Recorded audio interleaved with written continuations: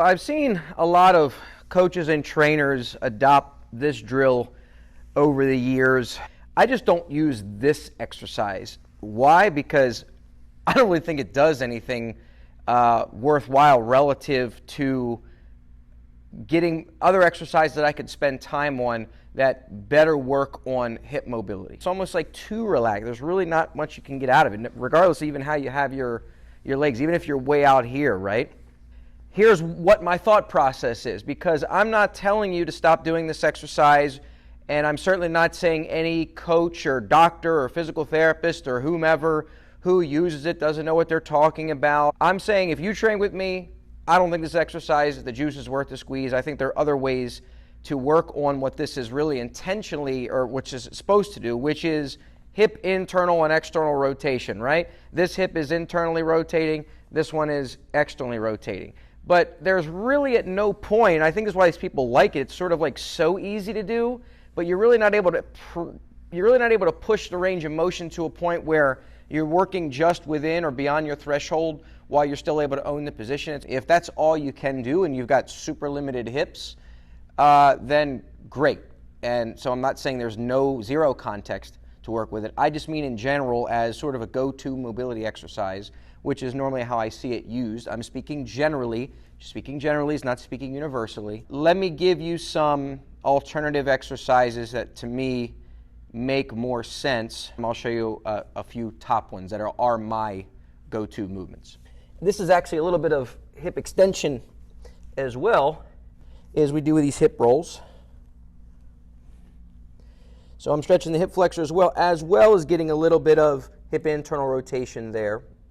Plus, we got some benefit happening at the front leg. For the hip external rotators, I like these and developed these years ago, these dynamic pigeons. If you've seen these before, now you know where they come from. So we're really working on hip stretching the hip external rotators and also using them to come out of it. So some people have done this exercise where they come out of it. Same concept as before.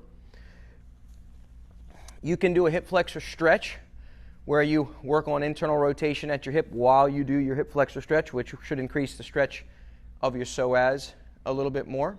You can work on active hip internal rotation with adduction. So I roll and lift. So we first will open up. We'll do sort of a posterior type lunge, keeping this foot forward, so it's a little bit of hip external rotation with some adductor stretch. Now watch this. When I come out of it, watch where this foot goes. I go to an L. Boom, like that. So now I'm stretching the internal rotator. So I'll show you from this view so you see what's happening at this hip. Watch.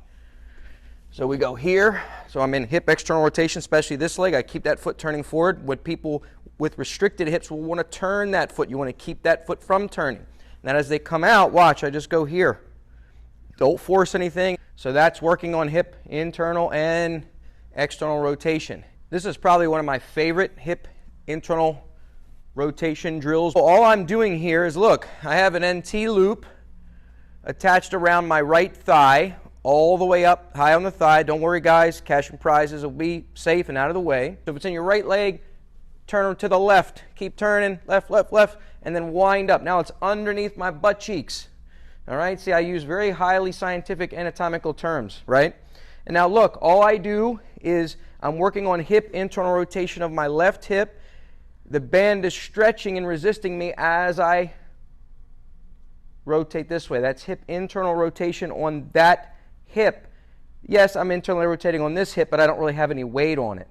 The way to do this properly is heel up, weight is here. Boom. Now if I want to get more wind up, I just turn more towards the anchor point. The anchor point is pulling me that way. So now I have to work on hip internal rotation this way. In fact, just for the sake of the camera, I was standing this way. I prefer to do it almost facing the anchor point because it allows me to put better weight distribution on this foot.